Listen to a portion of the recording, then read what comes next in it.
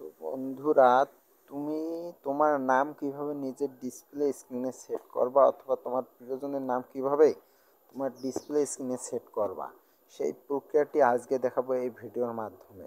ভিডিওটি না টেনে সম্পূর্ণ মনোযোগ সহকারে দেখো। প্রথমে তোমার ফোনে থাকা সেটিংসে ক্লিক করবা। সেটিংসে আসার পর এই যে সার্চ বার দেখতেছো, এই সার্চ বারে ক্লিক করবা যে ডিসপ্লে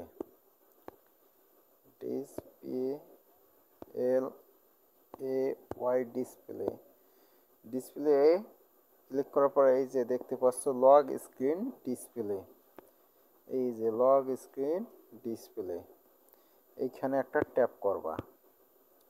ট্যাপ করার পর এই যে লগ স্ক্রিন মেসেজে একটা ট্যাপ করবা।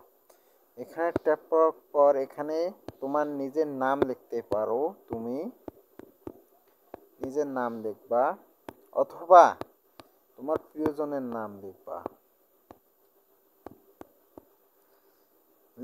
নাম কিন্তু অলরেডি লেখা শেষ আমাদের।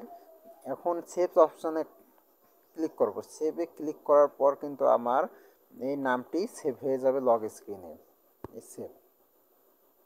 তো বন্ধুরা, ভিডিওটি তোমাকে কেমন লেগেছে অবশ্যই লাইক কমেন্ট শেয়ার করতে ভুলো না।